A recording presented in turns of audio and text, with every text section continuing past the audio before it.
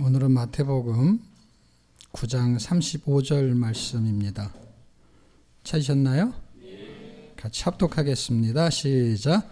예수께서 모든 성과 촌에 두루 다니사 저의 회당에서 가르치시며 천국 복음을 전파하시며 모든 병과 모든 악한 것을 고치시니라. 아멘. 마태복음은 특별히 주제라고 잡기는 그렇게 쉽지 않지만 그래도 주제를 찾아라 그러면 천국 복음이라고 말할 수 있습니다. 그래서 35절에 예수님이 이제 사역을 하실 때 천국 복음을 전파하시고 이렇게 출발합니다. 그리고 내용의 핵심은 대상들이 있겠죠. 그러니까 주로 마태복음은 누구에게 초점을 맞추냐, 마가복음은 누구에게 맞추냐 할 때 유대인에게 굉장히 도움이 되는 글로 전개를 시키셨다. 그런데 내용의 핵심은 뭐냐? 유대인의 왕으로 오신 예수님에 대해서. 그래서 유대인이 그 당시 마태복음을 읽으면 마가복음보다 훨씬 이해가 쉬울 수 있게 기록이 된 것이죠. 마태복음 1장 1절을 한번 보겠습니다. 출발을 어떻게 하느냐. 우리가 그 사복음서의 맨 앞에 있는 1장 1절이 굉장히 중요하게 출발하는 의미 부여를 할 수 있습니다. 특별히 마태복음 1장 1절은 이렇게 출발합니다. 같이 한번 읽겠습니다. 시작. 아브라함과 다윗의 자손 예수 그리스도의 세계라. 예. 자, 제가 갖고 있는 성경에서는 계보를 세계라 이렇게 말하고 있습니다. 세계, 계보, 족보 같은 말입니다. 그러니까 그리스도의 나라, 세계에는 나라라는 개념하고 연관성이 있죠.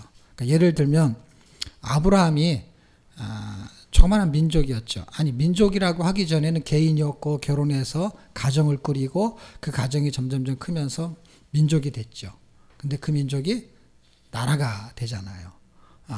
그리고 거기서 예수 그리스도가 탄생하시고 그분의 나라가 형성이 돼요. 그분의 나라. 그분의 세계가 이루어져요. 그러니까 그게 뭐예요? 족보로부터 출발하고 있다라는 것을 설명해요. 그래서 족보가 쭉 나오게 되는 것입니다. 자, 그런데 마태복음에서 말하는 이 천국복음은 그럼 한마디로 뭘 말하려고 하는 것이냐 할 때 그것은 그리스도의 세계를 만드는 거예요.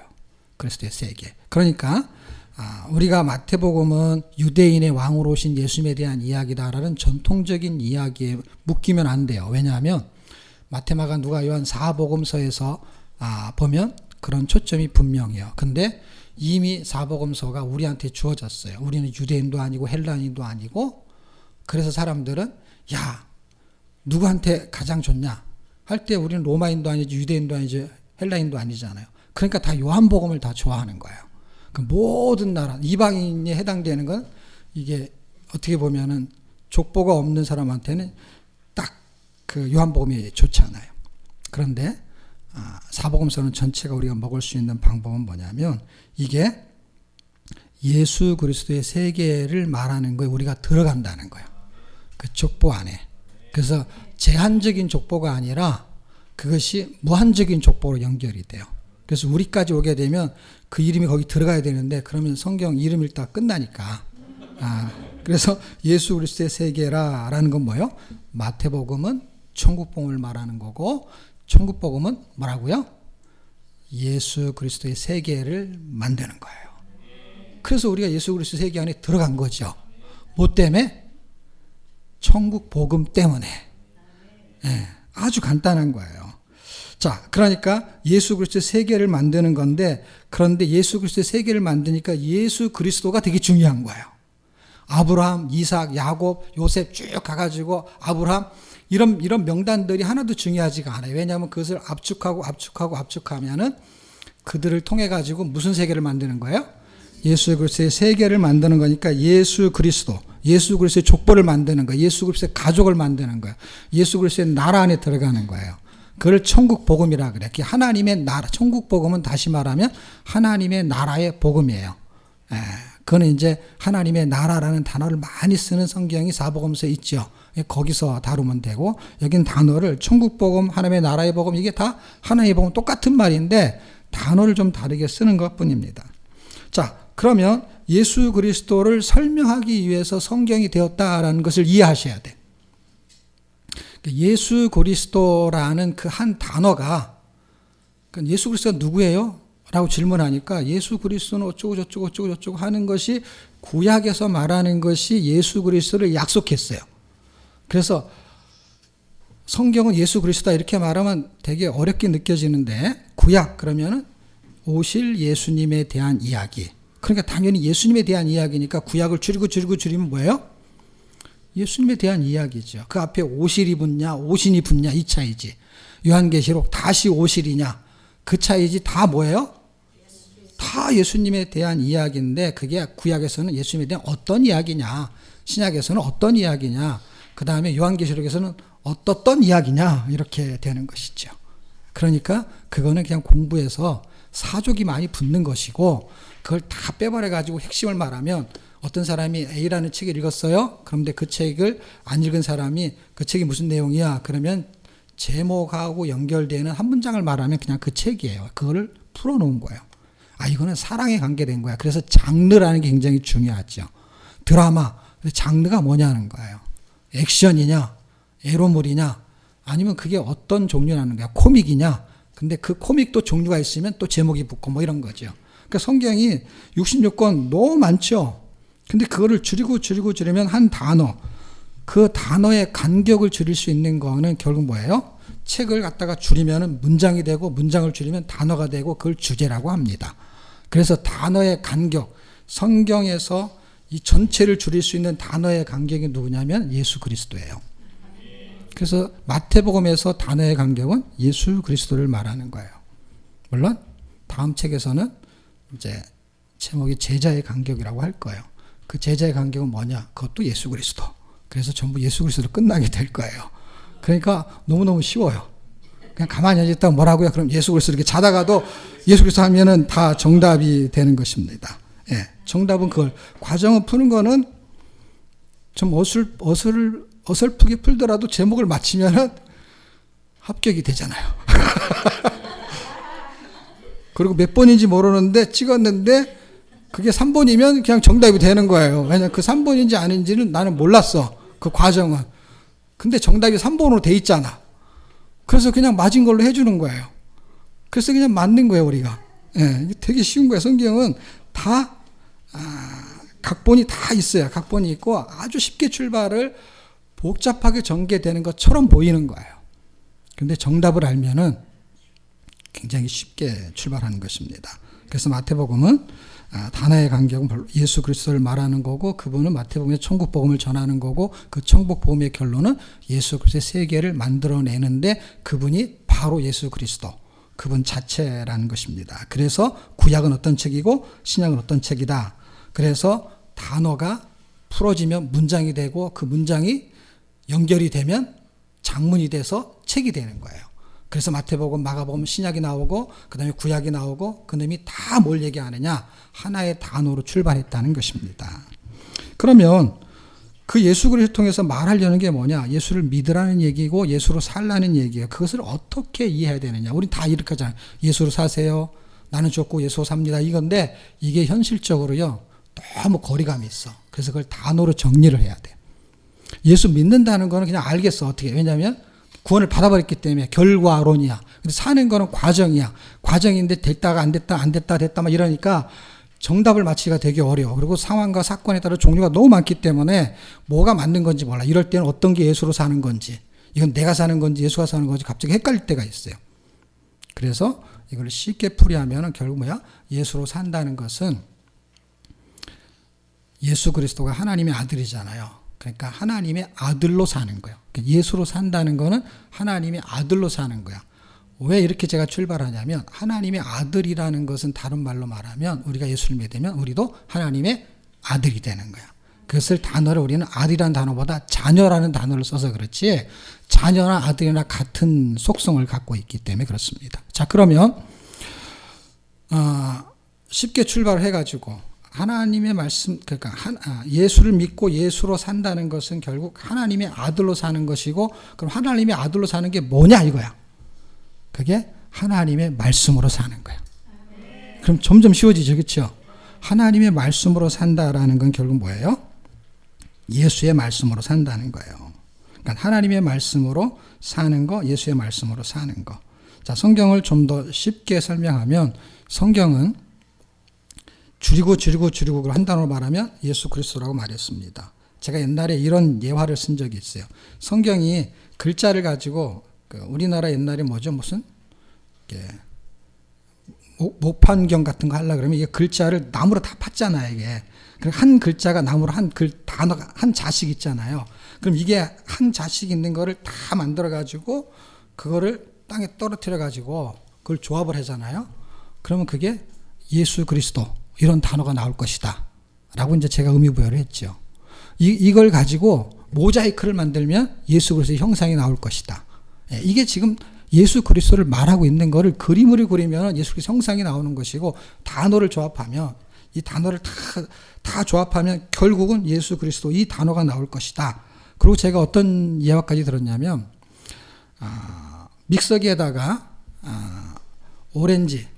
오렌지를 갈면 뭐가 나오죠? 델몬트가 나오죠. 델몬트. 오렌지 주스 델몬트가 나와요. 그런데 성경을 집어넣고 갈면 뭐가 나오죠? 그런데 제가 이제 침신대에 가갖고 신학생들한테 이 강의한 적이 있었어요. 그랬더니 학생 중에 한 명이 뭐라 그러냐면, 종이 죽이 나온다 그러더라고. 쫙 성이 갈아지니까.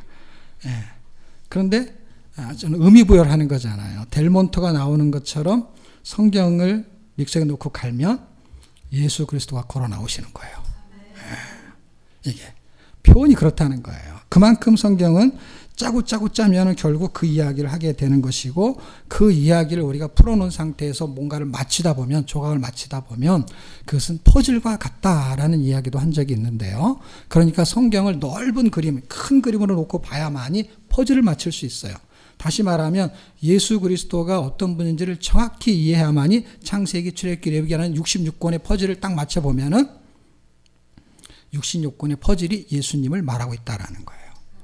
그러니까 예수를 알아야만이 성경을 알 수 있다라는 것입니다. 이거의 가장 핵심적이고 가장 효과적인 방법이 있다면 그것은 성경 통독입니다. 성경 통독은 큰 그림의 퍼즐 조각을 맞추는 것과 같으며, 성경 말씀을 통해서 예수 그리스도라는 그림을 볼 수가 있어요. 그러면 하늘의 진리의 퍼즐을 맞출 수가 있게 되는 것입니다. 아니면 무슨 문제가 발생하냐면, 작은 것들이 중간중간에 낑겨 있어가지고 서로 성경끼리도 상충되는 얘기가 나와요. 어디에서는 이 음식을 먹어야 된다, 어디서는 안 먹어도 괜찮다, 그냥 먹지 말아라, 먹어도 된다, 이래가지고 자기가 지지하는 걸 하나를 지지하게 되면 파벌이 생겨. 그러니까 그런 내용이 성경에 왜 균형 있게 나왔냐는 거예요. 그러니까 일관성 있지 않다라는 것이죠. 그러니까 예를 들면 찬성하는 쪽도 있고 반대하는 쪽도 있고 하는 이야기가 동시에 나온다는 거예요. 그 동시에 나오는 것을 가지고 연구하면은 도대체 이해가 안 되는 거예요. 그렇게 말한 문맥과 문장과 그것을 말한 그 의도와 계획과 그 섭리를 이해하려고 그러면 성경을 넓은 그림을 봐야 돼. 다시 말하면 그림을 색깔로만 보게 되면은 파란색을 파란색 쪽에다 뭉치게 되면은 그림이 이상하게 되는 거예요. 그림을 봐야지 색깔이 아니라면. 그러니까 지금 그는 색깔로 보기 때문에 어떻게 돼요? 색깔, 회색 분자가 있는 것이고 그 반대 분자가 있는 거예요. 그래서 성경을 믿으면서도 여전히 동성애자가 옳다고 하는 사람도 있고 안 된다는 사람도 있고 하면서 똑같은 예수를 믿는 사람끼리도 진화론을 믿는 사람이 있고 안 믿는 사람이 있어요. 신기하지 않습니까? 그럼 성경이 원래 말하는 본질적인 게 뭐냐 하는 그 본질로 가는 거는 정말 하나님이 동성애를 원하지 않느냐 하는 그 하나님의 마음을 알아버리면 되는 거거든요. 그래서 나는 이런 의도로 말한 거야. 우리끼리 말할 때도 뭔가를 잘못 오해하게 되면 나는 그런 뜻으로 말한 게 아니고 이렇게 말하는 건 뭐예요? 말을 그렇게 내뱉었지만 의도가 그게 아니거나 아니면 내가 이거를 전달하려고 예로 그렇게 말한 것이지 그것이 과정이지 결과가 아니야. 이런 거예요. 근데 우리는 이 과정을 결과처럼 말하다 보니까 도대체가 이해가 안 되는 거예요. 그래서 성경을 평생 공부해도 이해할 수가 없는 책이 돼버립니다. 이걸 쉽게 접근할 수 있는 거예요.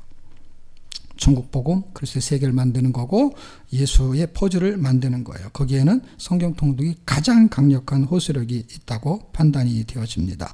왜 그러냐? 성경은 예수를 믿으라는 얘기고 예수로 살라는 이야기에서 말하고 싶은 것이 천국복음 안에 녹아져 있기 때문에 그렇습니다.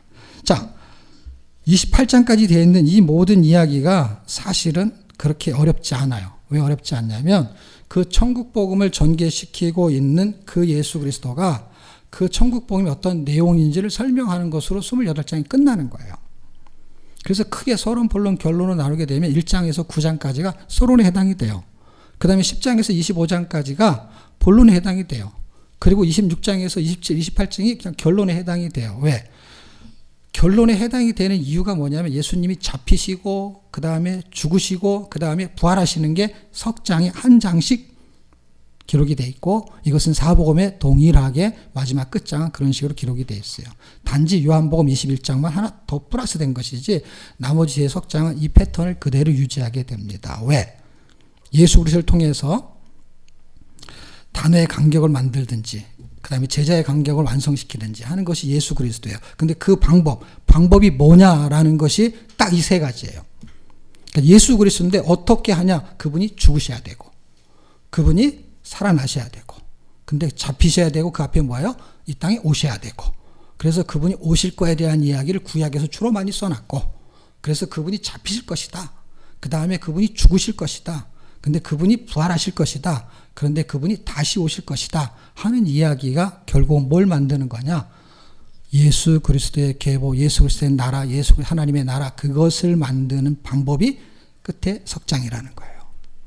그러면 그렇게 만들기 위해서 그분은 어떤 분이냐 그걸 증명하는 그분이 그 복음을 갖고 오신 분이 맞는지 틀린지 증명하는 사건이 등장해야 되는데 그 사건이 1장에서 9장에서 그분이 탄생했다는 이야기예요.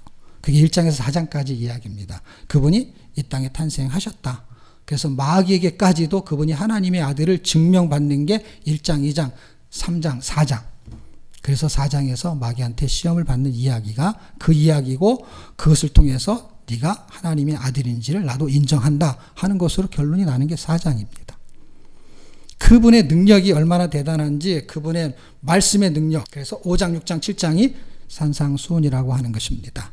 그분이 탄생하셨고 그분이 하나님의 자녀라는 걸 증명하셨고 그 증명된 그분의 말씀이 땅의 말이 아니라 하늘의 말인 걸 증명하는 것이 바로 산상수훈이에요. 그래서 산에 올라가서 했는지 모르겠어. 하늘하고 가깝게. 그리고 그분의 말씀이 권세 있는 말씀이에요. 그분의 그 말이 실제 일어나요. 우리는 말한 것에 힘이 없는 게 뭐냐면 말한 대로 사라지지가 않기 때문에 사실은 그렇게 살고 싶어서 말을 하는 건데도 과정에서는 그게 될 수도 있지만 됐다가 안 됐다 이런 것을 반복해요. 그러다 보니까 저 사람은 말하면 지키는 사람이야. 저 사람 말해도 안 지키는 사람이야. 그런데 우리는 그 가운데 살고 있어요. 지키는 것도 있고 안 지키는 것도 있고 한데 사실은 안 지키는 게 아니라 못 지키는 게 훨씬 더 많지요. 그런데 이분은 말씀을 하셨어요. 근데 그 말씀이 그냥 실행이 돼버려요. 이 중풍병자에게 내 자리 들고 걸어가라. 그러면 그냥 그분이 걸어가는 거예요. 네 병이 나았다라는 얘기를 하든 말든 상관없이 그냥 질병이 나은 거예요. 안 났으면 걸어갈 수가 없으니까. 동시에 질병도 낫고 일어나서 걸어가요. 그 중풍병자에 대한 이야기가 8장, 9장에 등장하게 됩니다. 그런데 거기는 그런 이야기가 10가지가 등장해요. 참 대조적으로 재밌게도 누가 잘 끊어놔가지고 8장에 5개, 9장에 5개 이렇게 신기하게도. 그래서 중풍병, 그 다음에 뭐 베드로의 장모의 열병 이런 얘기가 다 거기 나와요. 1장에서 7장까지는 질병에 대한 얘기가 거의 안 나옵니다. 10장 이후에도 잘 안 나와요. 8장과 9장에 신기하게 몰려 있어요. 그러니까 이거는 계획적으로 쓴 거예요. 뭐를요? 그분이 하나님의 아들이라. 그리고 그리스도의 세계를 이루겠다. 그리스도의 세계를 이루는 그 천국 복음을 전하는데 천국 복음은 어떤 것이냐? 본문을 다시 와보면 35절 중간쯤에 보면 천국 복음을 전파하시며 모든 병과 모든 약한 것을 고치시니라. 천국에는 병이 없다. 약한 게 없다. 라는 것을 증명하는 것입니다. 그래서 그분이 하나님의 아들이라는 것이 증명되는 거예요. 세상에서요, 중풍병자인데 일어나 걸어가라 하는 의사는 아무도 없어요. 미국에도 없고 한국에도 없고 어느 나라에도 없고 앞으로도 없을 것이고. 네, 뭔가를 해야 돼. 그냥 말로 해가지고는 되어지지가 않아. 근데 하나님이 천지를 창조할 때 말로 창조한 거였기 때문에 그것을 확증하려면 말로 하셔야 돼. 그래서 그렇게 하고 있는 거예요. 그래서 그분이 하나님의 아들이라는 것은 1장에서 4장에서 결정이 난 게 아니라 말로 증명된 거고, 실제 9장까지는 뭐예요? 현실로 증명이 된 거예요. 10장서부터는 제자들한테 교육을 합니다. 그래서 여러분이 잘 아는 13장이 어떤 내용이냐면 천국 비유가 나오잖아요. 그렇죠? 그건 다 아시죠? 제일 잘 아는 게 뭐예요? 밭에 감춰져 있는 보화. 천국을 비유할 때. 그래서 그것이 여러 종류가 13장에 되게 많이 나오는데, 그 이야기가 10장에서부터 13장까지는 전부 다 천국에 대한 비유의 이야기가 얽히고 설키고 있어서 13장에 그게 핵심적으로 나와서 그렇지, 사실은 10장부터 천국에 대한 이야기를 전개시키고 있는 거예요. 그리고 14장서부터 17장 갈 때까지는 그 천국의 설명하고 있는 그 이야기가 어디하고 연결되어 있냐면 하늘하고 연결되어 있다라는 걸 설명해야 돼. 그래서 하늘하고 연결된 이야기를 14장에서 17장 사이에 하고 있어요. 그게 하나님의 관계예요. 그 하나님의 관계가 사람하고는 어떤 관계하고 연결되어지냐 할 때 그게 18장이에요. 그래서 18장에 1만 달란트가 나오는 거예요. 그래서 100데나리온과 1만 달란트, 그리고 죄, 그 다음에 탕감, 용서, 이런 단어예요. 그러니까 우리의 관계가 하나님한테 용서를 받았으면 다른 사람을 용서하라라는 게 천국 복음이라는 거예요.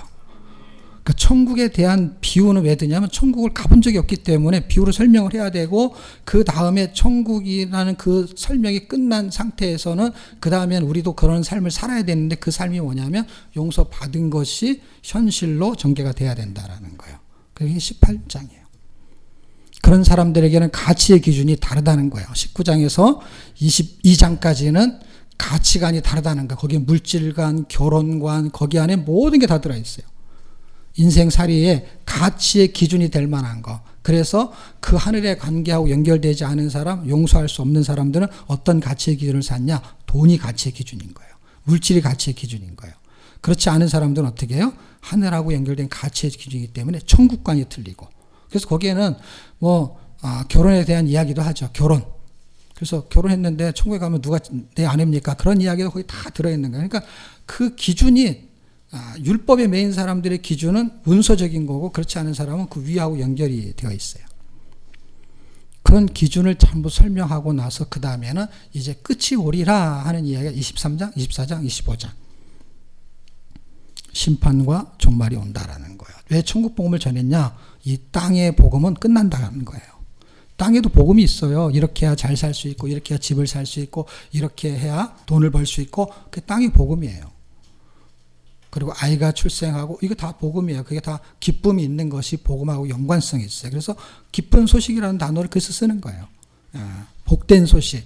그런데 땅의 복음이 있는데, 땅의 복음은 비길 수가 없는 하늘의 복음이 있다. 그게 천국 복음을 말하는 거예요. 그 천국 복음을 누가 이루냐는 것이죠. 그래서 심판이 오고 종말이 온다 할 때 땅의 복음은 날아가고 하늘의 복음을 가진 자가 이제 그 복을 얻게 될 것이다 하는 이야기를 하면서 대비책에 대한 설명을 해요. 그래서 우리가 잘 아는 달란트의 비유니 그런 거 아시죠? 그런 비유들이 마태복음 25장에 있는 거예요. 그렇게 해서 마지막을 준비하라 하는 그 마지막이 깨어 있어라 하는 이야기를 하게 되는 것이고, 아까 말한 대로 결론 26장에서 28장에 가는 건 뭐예요? 그것을 이룰 수 있는 방법은 뭐다? 이 세 가지인데 그것을 실행하시는 거예요. 그래서 그분이 잡히세요. 그분이 죽으세요.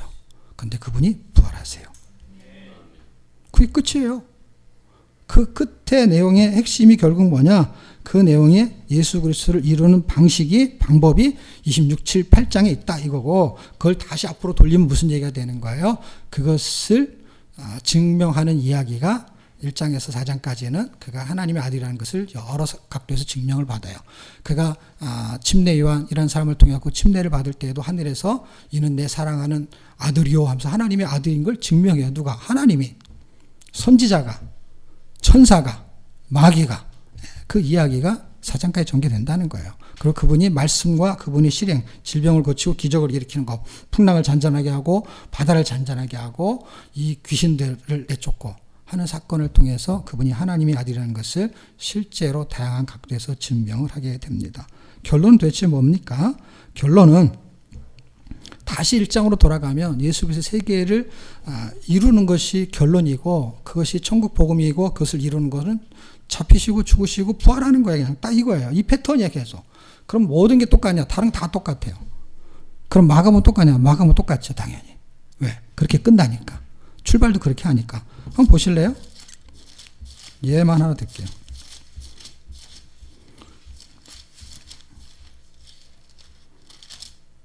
마가복음 1장 1절 하나님의 아들 예수 그리스도의 복음의 시작이라. 그 복음이 뭐예요? 마태복음을 연결하면 천국 복음이죠. 그 천국 복음을 누구와 함께 동역할 것이냐 할 때 마가복음은 제자들과 동역하겠다. 그래서 제가 제자의 간격이라는 제목을 선정을 했습니다. 그 제자의 간격을 그것을 줄여가지고 그 줄일 수 있는 단어가 뭐냐? 그게 예수 그리스도. 예수 그리스도의 제자. 하늘의 제자를 만드는 거예요. 그것을 완성하는 방식은 뭐냐? 그것은 14, 15, 16장이 되는 것이죠. 이렇게 4개의 패턴이 동일할 수밖에 없게끔 기록이 되어 있고 그리고 사도행전에 가면 또 다른 패턴으로 재미를 더하게 되는 결국 예수 그리스도인데 전개 방식만 틀리는 거예요. 전개 방식만. 패턴은 엄청 똑같은 거예요. 그러니까 어려운 게 하나도 없는 거예요. 이게 믿어지지 않는 것뿐이지. 공부해가지고는 사실 실천이 안 됩니다. 왜 안 되냐면 아는데 안 되는 게 과정이잖아요. 과정.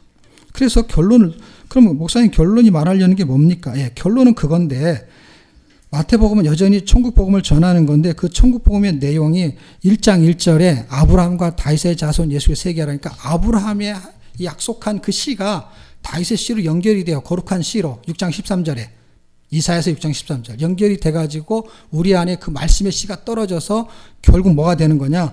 예수 그리스도의 세계가 일어나는 거예요. 그래서 씨로 설명해. 그래서 아브라함이 이삭을 낳고 하는 그 이삭이 갈라디아서 3장 16절 읽으면 그게 그리스도다 이렇게 설명하잖아요. 그리스도.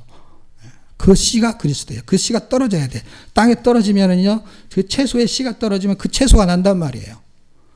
상추의 씨가 떨어지면 상추가 나는 거고, 고추의 씨가 떨어지면 고추가 나는 거고, 그것이 말씀의 씨가 떨어져야만이 말씀이 나는 건데, 말씀의 씨가 떨어져가지고, 옥토밭이 안 되면 그것은 그냥 공허한 거야. 다 날아가는 거야. 다시 말하면, 싹을, 씨를 뿌렸는데 다 싹이 나는 게 아니라, 그냥 씨가 안 나는 씨도 있잖아요. 그 중에. 그러니까 여러분이 교회 와가지고 말씀의 씨를 받거나 성경을 읽어서 말씀의 씨가 들어오지 않으면 그거는 그냥 상식인 거예요. 상식. 그냥 지식인 거예요. 그것은 천국 복음이 아닌 거예요. 그거는 그냥 천국에 대한 지식이 있는 거예요. 예수를 안 믿고도 교회를 얼마든지 다닐 수 있어요. 근데 그것을 좁힐 수 있는 그 단어가 한편의 설계가 아니라 그냥 예수 그리스도인 거예요. 예수 그리스도. 예수 그리스도를 발견하지 않으면 성경에서 예수 그리스도에 대한 걸 선포하지 않으면 그건 복음이 아닌 거예요. 그냥 그건 땅의 복음이에요. 예수 믿고 행복하게 잘 사세요 라는 게 땅의 복음이란 말이에요. 예수 믿고 행복하게 잘 사는 게 원래 원초적인 복음이 아니에요. 예수 믿고 땅에서 잘 살아지지가 않는 게 복음이에요. 이상하게도. 왜? 성경이 요구하는 그 방식은 이상하게 부자가 잘 안 되거나 부자가 돈을 나눠줘야 되거나 이렇게 해가지고 약간 손해를 끼쳐요. 내가 부자인데 예수 믿으면 더 부자가 되는 게 아니라 그 돈을 나눠준다니까. 삭개오 같은 사람. 삭개오 같은 사람이 얼마나 돈에 욕심이 많은 사람이었어요. 죄인이라는 소리를 들어가면서 돈을 모았는데 예수님 만나고 나서 그걸 어떻게 내놓을 수 있냐고요. 내가 여태까지 쌓아온 그 이 명성, 명예, 돈, 물질 이거를 예수라는 그 이름 하나 때문에 내려놓을 수 있어요? 그게 천국 복음이라는 거예요. 그 천국 복음이 저나 여러분한테 전달이 되지 않으면 그냥 우리 딱 상식적으로 자 이제 감사하면서 삽시다. 자 좀 교회가 어렵습니까? 헌금하시고 야 주변에 가난한 사람 있습니까? 구제하시고 또 믿음 있습니까? 선교 좀 하시고 그냥 맨날 그 얘기잖아요. 맨날 교회 가면. 맨날 그 얘기인데 하는 사람만 하고 안 하는 사람 못 하잖아요. 그러니까 그거는 과정이란 말이에요. 과정. 그거는 해도 되고 안 해도 되고 다시 말하면 할 수도 있고 못 할 수도 있고 더 할 수도 있고 덜 할 수도 있고 그건 하나도 중요하지 않아요. 왜 중요하지 않느냐? 삭개오가 예수님을 만났을 때 그런 일이 벌어졌다. 중풍병자가 예수님을 만날 때 그런 일이 벌어졌다라고 하는 거는 개인적인 일이에요. 근데 교회는 개인적인 일로 선포가 안 되고 그룹적인 걸로 선포를 해버려요. 똑같이라는 게 안 돼요. 왜 똑같이라는 안 되냐면 오늘 교회 처음 나온 사람이 오늘 신앙생활 성숙한 그 과정이 하나도 없이 그것을 곧바로 해내는 게 기적에 가까운 거예요. 그게 쉽지가 않은 거예요. 그리고 더 기적에 가까운 거는 성숙해갖고 그만한 나이가 된 사람이 여전히 오늘 교회 처음 나온 사람과 똑같이 신앙생활한다는 게 엄청난 기적이지 않습니까? 무슨 말인지 못 알아듣는 것은 더 기적이고, 누가 못 알아듣냐? 그 사람이만 못 알아들어. 알아듣는 사람은 그 과정 중에 있는 사람. 너무 신기하지 않아요? 교회를 20년, 30년 다녔는데 오늘 교회 처음 나온 사람하고 다른 게 딱 뭐냐? 교회 익숙한 거 외에는 아무것도 없어. 익숙한 거 외에 아무것도 없단 말이야. 성경을 좀 더 읽은 거, 익숙한 거 얘기냐? 아무것도 없어. 아무것도 없는데 몰라. 너무 신기하지 않습니까? 자, 그 시에 의해서 이제 그리스도 세계가 이루어져요. 그리고 그것이 한 문장이에요. 그래서 예시를 제가 들려고 해요. 그 예시가 뭐냐면 하나님은 사랑이시다. 완벽한 문장이에요. 또 하나, 예수님도 말해야 되니까 예수는 그리스도이시다. 보세요. 아까 제가 예수, 그리스도 이렇게 단어를 그 두 개에다, 이게 사실 두 개 단어거든요. 앞에는 이름이고 뒤에는 직분이야, 말하자면. 직책 같은 거예요, 개념이. 예. 예를 들면 조상현 목사 그러면은 이렇게 이름을 볼 때 앞에 건 이름이죠. 뒤에 건 이름이 아니에요, 사실은. 예수 그리스도를 그냥 이름으로 돼버린 거예요. 이름이 돼버린 거예요. 근데 사실은 이걸 떼버리면은 앞에는 이름이고 뒤에는 직분과 같은 거예요. 그러니까 예수는 그리스도이시다라는 게 사도행전의 복음이었다는 걸 아십니까? 사도행전 읽어보십시오. 예수는 그리스도이시다 이렇게 말했다는 게 그게 복음이었어요. 그래서 이걸 플러스해서 압축해서 붙이면 그냥 예수 그리스도 이렇게 설명하는 건데, 사실은 우리가 그것을 이해를 못하는 사람한테 이해시키려면 는자를 붙여줘야 돼. 예수는 그리스도이시다가 예수 그리스도다 이 말이에요. 예, 그게 그 뜻이란 뜻이야. 예. 그러니까 예수는 그리스도이시다라는 건 뭐예요? 예수가 구세주다. 예수가 왕이다. 그분이 선지자다. 이런 뜻이에요. 그분이 하나님의 아들이다. 이런 뜻이에요. 물론 예수라는 뜻에도 그런 의미를 포함하고 있는 건 당연하죠. 그런데 제가 왜 예시를 두 개를 드냐면 하나님은 사랑이시다. 완벽한 문장이에요. 근데 하나님은 어떻게 왜 사랑하시느냐 하는 걸 설명을 해야 돼. 그러니까 하나님이 사랑이시다는 걸 증명해야 돼.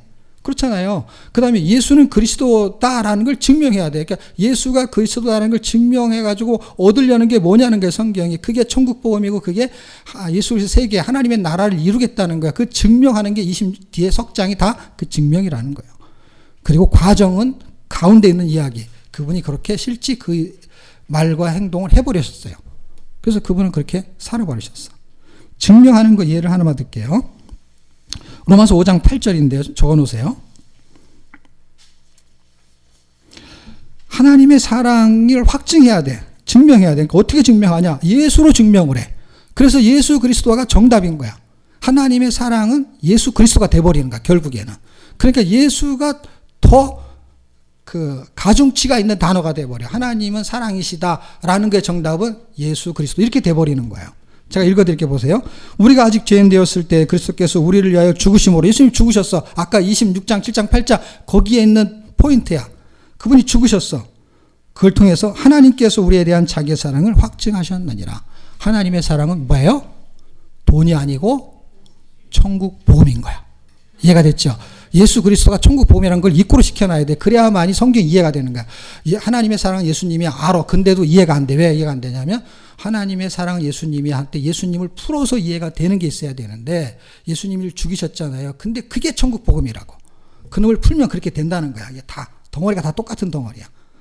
그리고 그것이 하나님의 나라를 만드는 거야. 그게 천국 복음인 거야. 거기에 예수님이 단어의 간격에 가장 핵심적인 키워드로 들어있는 거예요. 이 천국 복음을 암축하고 압축하면 예수 그리스도.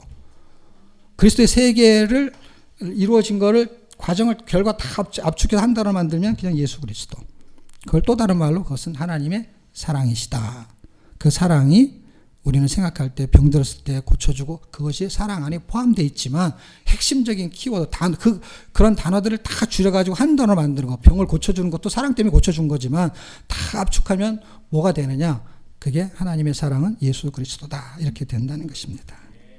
결론을 말하면 과정에서 이런 게 있었잖아요. 하나님의 뜻과 마음과 계획인 예수 그리스도가 단어의 간격이고 문장이야. 그걸 가지고 설명을 해. 그래서 그분이 죽으심으로만 돼 있지만 어떻게 죽으셨냐 할 때 죽기 전에 오셔야 되고 오시기 전에는 오실 것이라는 얘기를 해야 되고 그놈이 다 구약이잖아. 그래서 구약이 끝나고 첫 번째 책에서 제가 이 설명을 하는 거예요. 왜냐하면 그놈이 연결이 되니까 마태복음에. 그렇게 해가지고 그분이 단어의 간격을 이걸 다 압축했어요. 예수 그리스도 그분이 그냥 구약을 다 압축해버렸네. 와버렸으니까. 그 단어로 그냥 이루어진 거야. 정답이야 그게 그냥. 예.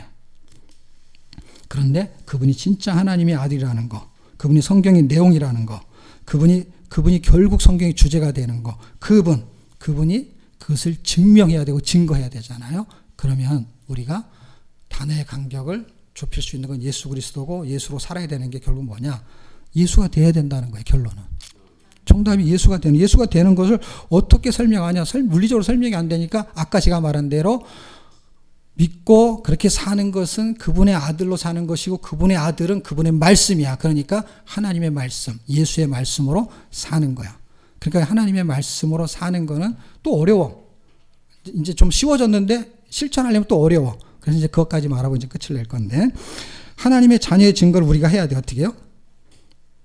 우리의 삶 속에서도 우리가 하나님의 자녀인 것을 증명하는 사건이 생기기 때문에 그렇습니다. 그래서 하나님의 말씀, 예수로 사는 방법은 그 단어의 간격 안에 들어가는 거예요. 그러니까 예수라는 단어 안에 들어가는 것이죠. 그 단어가 되는 게 바로 최고 좋은 수예요.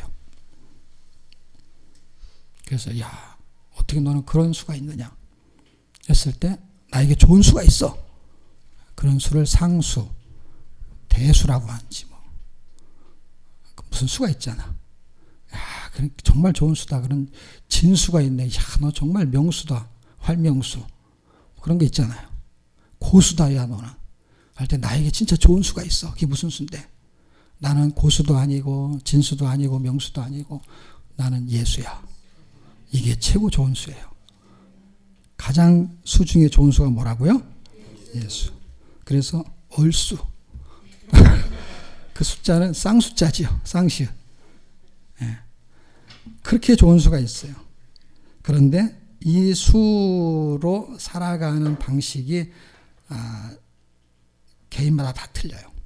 신앙의 성숙도에 따라 틀려서 제가 두 가지만 예시를 두고 결론을 마치겠는데요. 단어의 간격은 말의 간격으로 좁힐 수 있어요. 말의 간격으로.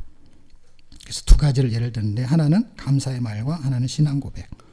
감사의 말은 예수를 안 믿어도 할 수 있고, 신앙 고백은 예수를 안 믿는 사람은 절대로 할 수 없어요. 신앙 고백은 믿음의 고백을 말하는 신앙 고백이기 때문에. 감사의 말은 원래 그럼 뭐냐, 예수를 통해서 말하려는 내용의 요지는 뭐냐, 하나님은 사랑이시다 할 때 그 사랑은 예수님이야. 그러니까 사실은 우리가 그 예수로 사는 거는 사랑을 실천하는 거야. 그래서 그게 결론이야. 그래서 사랑의 실천이야. 그리고 율법을 다 완성하면 결국 사랑이야. 그 단어는 사랑으로 떨어져. 근데 하나님의 사랑이 예수야. 그러니까 예수로 산다는 건 사랑으로 사는 거야. 이렇게 연결고리가 되는 것이죠. 그런데 그게 단어가 너무 어려워. 추상명사이기 때문에. 그래서 실제 우리가 할 수 있는 건 뭐냐? 실천은 사랑인데 출발은 그럼 어떻게 되느냐? 출발은 감사로 출발하는 것이에요. 감사. 최소원 형제가 1차 시험에 합격했잖아요. 아마 떨어졌어도 감사했을 거예요. 감사로 출발하는 거예요. 감사로. 예수로 사는 거는 또 공부하든 뭐하든 할 수 있지만 그냥 감사로 처리할 수가 있다는 것이죠. 그 환경과 상황. 그 고시험보다도 또 열악한 환경에서 공부를 했잖아요. 그 힘든 상황. 그걸 감사할 수 있잖아요.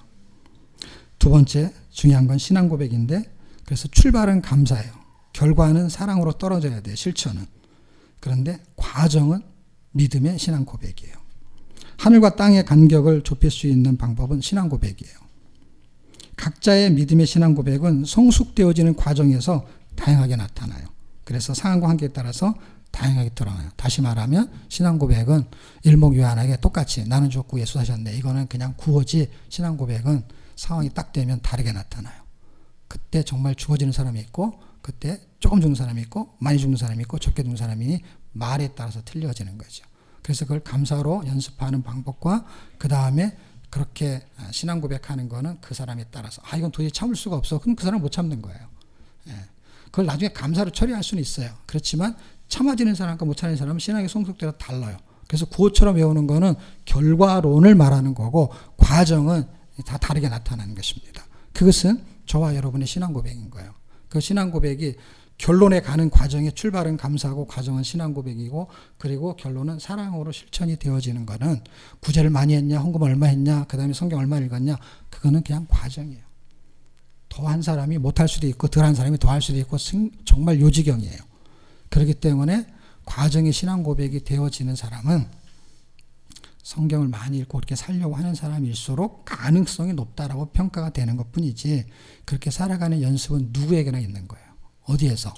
가정에서, 탁구장에서, 고시촌에서, 그 다음에 애기 엄마 애 보면서 그냥 벌어지는 일이에요. 아무 일이 없을 때는 신앙 고백이 그냥 공허한 거죠. 아무것도 없는데 혼자서 나중 예사 하고 앉았어. 근데 과정이 딱 벌어질 때는 나중 예사가 안 되잖아요. 근데 그것이 어느 상황에서 마찬가지인 거예요. 취미를 하든 책을 읽든 집에서 혼자 있든 무슨 생각이 들든 할 때 그 감사와 고백할 수 있는 거는 그 사람의 신앙의 척도인거예요. 그 간격을 줄일 수 있는 거는 예수 그리스도를 묵상하는 방법밖에 없는 거예요. 그 사람이 회복할 수 있고 돌아올 수 있고 하는 그 모든 거, 그것은 여기서 설교하면서 우리는 이제 나중 예사 청혼용사 외칩시다. 됐어, 잘했습니다. 이런 거랑 하나도 중요하지가 않아요. 그거는 결론, 그 결론에 가는 도달, 그 결정적인 것을 말하는 거고, 과정은 전부 다 틀린 거예요. 전부 다. 나도 틀리고 여러분 틀리고, 여러분이 더 성숙할 수 있고 제가 못할 수도 있고, 그거는 성경을 많이 했냐, 많이 읽었냐, 기도를 많이 했냐 이런 데 있지 않아요. 왜냐하면 그것이 영향력을 행사할 수 있지만 그걸로 입고를 시킬 수는 없어요. 다시 말하면 그렇게 많이 할수록 못하면 더 시험에 들어. 그러니까 차라리 나중에서 안 될 것 같으면 성경 읽지 마. 성경 읽고 못 살면 더 시험에 들어. 둘 다 시험에 들어. 안 되는 사람도 시험에 들고 쳐다보는 사람도 시험에 들고. 아예 그냥 해버리지 마. 그런 뜻이 아니고 역설적으로 말하는 거예요. 그만큼 어렵다 이거 말이야. 이걸 해도 잘 안 된다 이 뜻이야. 역설적으로. 왜냐하면 그만큼 노력을 하는 거잖아요. 그 사람은 나가서 놀 수 있는데 성경 읽고 기도하고 하는 게 얼마나 귀해요. 근데 사라지는 거는 희한하게 안 돼. 그 사람의 상황과 환경의 처지가 다르다라는 것을 존중할 필요가 있는 거예요. 왜냐, 오죽하면 안 될까? 그 무슨 뜻이에요? 그만큼 쉽지 않다라는 거를 내가 적용해야 돼. 저 사람이 어려우면 나도 어려울 거야. 내가 지금 아직 시작을 안 해서 그렇지, 시작을 안 했기 때문에 안 나타나는 거예요. 그 시작하고 있는 사람이 안 되는 거, 그거는 그만큼 나한테 적용해야 돼. 그만큼 힘든 거야, 나도. 똑같기 때문에 인간의 연약함이. 그런 의미로 우리가 넘어질 때 일으켜 세우고 위로하고 격려하고 하면서 그 길로 갈 수 있다면 목표치는 딱 하나입니다. 예수 그리스도, 그 단어의 간격, 사랑 실천하기 위해서 감사와 그 다음에 신앙 고백의 과정을 겪는 저와 여러분이 신앙생활이 복되기를 주님으로 축복합니다.